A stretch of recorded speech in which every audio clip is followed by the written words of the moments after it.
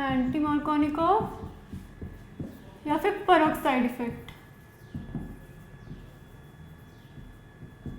क्या होता है इसमें, जैसे आपने लिया अपना एल्कीन, इसमें आपने HBr डाला बेंजोइल पेरोक्साइड के साथ, in presence of benzoyl peroxide.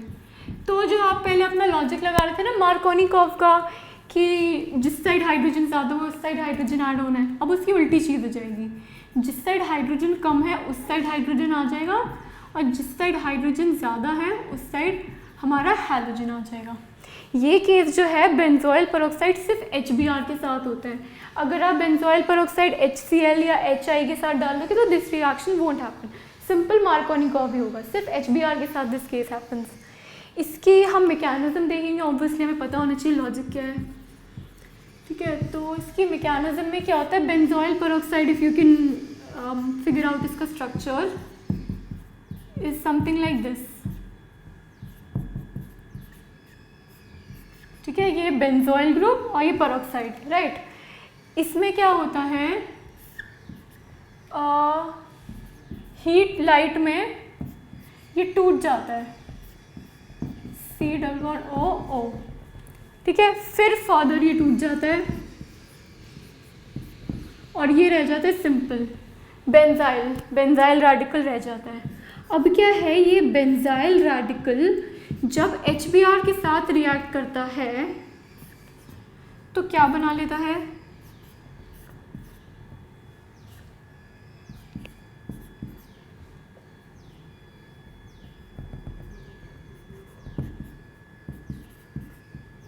ये H तो यहाँ पे जुड़ गया, दिखाने की ज़रूरत नहीं है, और ये Br रेडिकल रह गया, ठीक है। ये Br रेडिकल क्या है, होमोलिटिक क्लीवेज करता है, जो हम जैसे पढ़ते हैं जितने हमने H+, Br minus H+Cl minus hydrogen halides जो हमने मार्कोनिकॉफ में पढ़ा, ये क्या करते हैं, हेट्रोलिटिकली ब्रेक करते हैं बॉन्ड को। हेट्रोलिटिक मतलब ये पॉजिटिव नेगेटिव वाले में करते हैं, पूरा इलेक्ट्रॉन क्लाउड शिफ्ट कर देते हैं। इस केस में क्या होगा, क्योंकि ये रेडिकल है तो ये होमोलिटिकली ब्रेक करेगा। ये क्या करेगा, इसको ब्रेक करके एक इलेक्ट्रॉन इधर एक इलेक्ट्रॉन इधर। तो हम इसका देखते हैं कि ये ब्रेक करने से क्या फ़ायदा होता है, क्यों ये हमारी एक डिफरेंट क्यों हमें ये एंटी मार्कोनिकॉफ दे देता है, ठीक है। हमारे पास Br रेडिकल आ चुका है, इस मैकेनिज्म से Br रेडिकल का यूज़ करते हैं।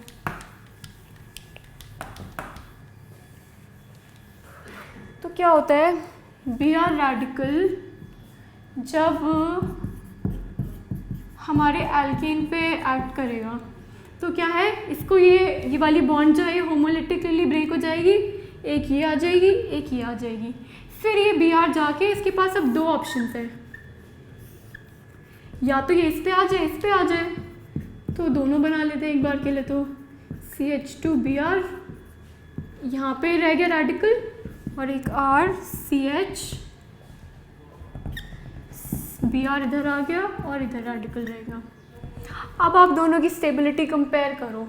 रेडिकल्स को क्या है कि जितनी ज़्यादा डिग्री होगी कार्बन एटम की उतना ज़्यादा वो स्टेबल होगा। क्यों, यहाँ पे इसका एक इलेक्ट्रॉन ही है, उसको एक और इलेक्ट्रॉन की ज़रूरत है ताकि इसका ऑक्टेट कंप्लीट हो। तो क्या होगा, एटलीस्ट यहाँ पर अगर इसके पास कार्बन एटम्स हैं तो वो प्लस आई इफेक्ट से थोड़ा सा सेटिस्फाई करेंगे, थोड़ी तो उसकी ऑक्टेट कंप्लीशन की फीलिंग होगी।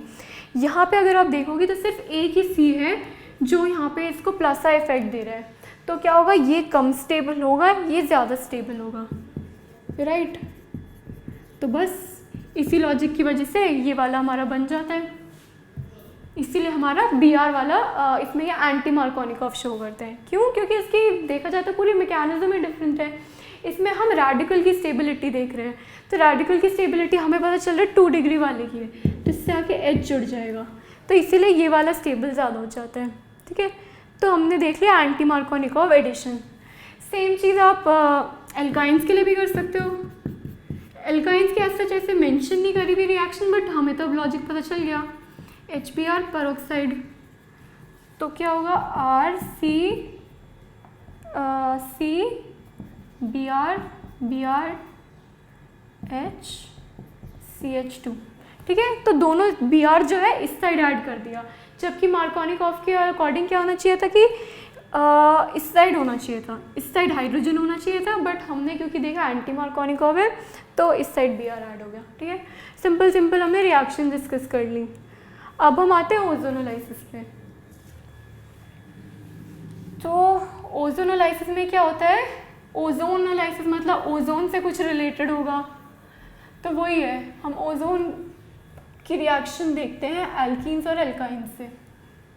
ठीक है, सो लेट्स सी, फोर्थ है ओजोनोलाइसिस। कोई भी एल्कीन ले लिया, सेट एग्जाम्पल हो गया अब तो ये। ठीक है, इसमें O3 डाला तो क्या होगा, इसका कुछ एक बीच में कॉम्प्लेक्स बनता है COCH2, इसको हम बोलते हैं ओजोनाइड। ये बस एक कॉम्प्लेक्स है बीच में, क्यों कैसे क्या, you don't have to delve into it, बस ये कॉम्प्लेक्स बनता है। इसमें जब हम ZnH2O डाल देते हैं तो ये ऐसे ब्रेक हो जाता है। ZnH2O डालते हैं तो हमारा क्या बन जाता है, एक तो बन गया हमारा एल्डिहाइड COH, और एक हमारा बन गया एक और, इनफैक्ट दोनों ही एल्डिहाइड ही बने हैं। ठीक है, ये देख के आपको थोड़ा सा कॉम्प्लिकेटेड सा लग रहा होगा कि ये क्या हुआ, ये ब्रेक होके, ध्यान से देखो क्या है हमारा, ये है कंपाउंड और फाइनली ये बन रहा है ऐसे। इससे क्या पता चलता है हमें, इसके अबाउट बॉन्ड ब्रेक हो रही है, और ये बॉन्ड ब्रेक होके कैसे बन रहा है, RCH double bond O plus CH2O, simple. तो क्या हो रहा है ओजोनोलाइसिस में, बेसिकली हमें पता है मैकेनिज्म तो ये होता है कि कुछ ओजोनाइड टाइप का एक कंपाउंड बनता है, उसके बाद ये ब्रेक हो जाता है ZnH2O से। बट अगर हमें सिंपली क्वेश्चन में दे दिया है CH2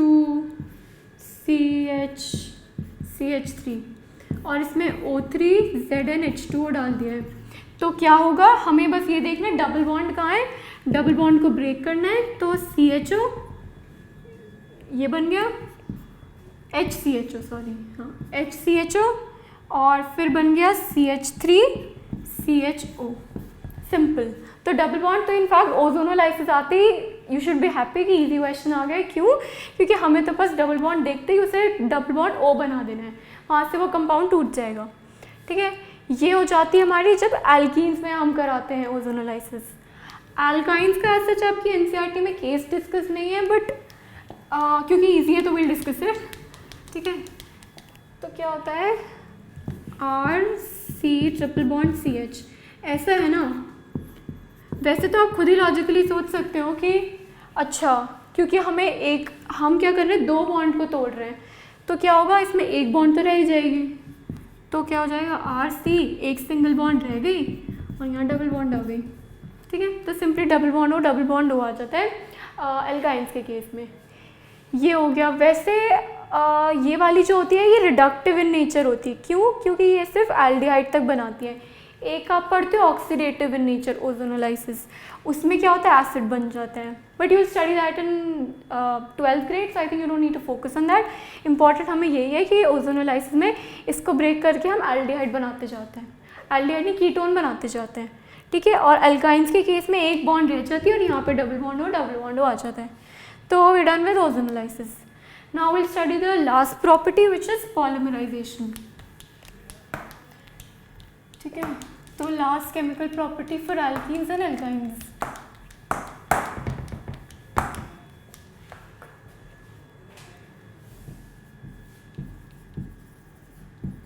पॉलीमराइजेशन, तो ये आप चैप्टर आपके 12th में आता है पॉलीमर्स, उसमें तो आप काफ़ी डिटेल में you would be studying, but इसका जो एक एग्जांपल लिया है आपकी एनसीईआरटी ने वो पॉलीथीन का लिया है। पॉलीइथीन ये क्या है? ये एक मोनोमर है। फिर क्या करता है, ये बहुत सारे मोनोमर्स ऐसे कंबाइन होते हैं और वो बनाते हैं पॉलीमर, तो इसीलिए पॉलीइथीन इज अ पॉलीमर। तो क्या बन जाएगा, ये ऐसे n मॉलिक्यूल्स लिए, फिर क्या होगा, ये ऐसे CH2 है ना, तो ये CH2 और ये ऐसे ऐसे, ये रेडिकल में ब्रेक हो गया, तो ये सारे यूनिट्स ऐसे कंबाइन हो जाएंगे, ठीक है, ऐसे ये स्ट्रेट चेन चलती जाएगी। तो ये क्या हो गया, मोनोमर, मोनोमर, और ये हो गया पॉलीमर, किसका, पॉलीइथीन का, ठीक है। ये हमने एक एग्जांपल देख लिया एल्कीन्स का। अब एक एल्काइंस का देख लेते हैं, क्योंकि ये काफ़ी फेमस सा है। CH triple bond CH, CH triple bond CH। इसको क्या है, ये इथाइन को आप red hot iron tube, red hot iron tube में डालोगे तो क्या होगा, ये एक बॉन्ड यहाँ शिफ्ट हो गई, ये एक बॉन्ड यहाँ शिफ्ट हो गई, ये एक बॉन्ड यहाँ, ये बना लेगा बेंजीन, ठीक है। ये डबल बॉन्ड रह गई ना, और ये वाली बॉन्ड यहाँ शिफ्ट हो गया आगे, इसलिए benzene. This is actually a very important reaction. क्यों? क्योंकि अगर आपको एक सिंपल स्ट्रेट चेन से आपको बेंजीन बनानी है तो दिस रियली हेल्प्स, बहुत बार यूज़ आ जाती है। तो remember this carefully. Red hot iron tube लिया और हमने इथाइन से हमने बेंजीन बना लिया, ठीक है। तो I think with this we are done with the chemical properties. हमने addition of two similar groups में ये सारी पढ़ ली। हमने मार्कोनिकॉव एडिशन जाना क्या होता है, उसके हमने 3 टाइप्स पढ़ लिए कि एक तो हाइड्रोजन हैलाइड में एडिशन कराओगे तो मार्कोनिकॉव फॉलो होगा, सल्फ्यूरिक एसिड में होगा और पानी के में होगा। फिर हमें पता चल गया एंटी मार्कोनिकॉव क्या होता है, क्यों होता है, उसका मैकेनिज्म देख लिया। ओजोनोलाइसिस देख लिया हमने सिंपली कि उस डबल बॉन्ड की जगह डबल बॉन्ड O लगा दो, और पॉलीमराइजेशन के हमने 2 इंपॉर्टेंट से एग्जाम्पल्स देख लिए।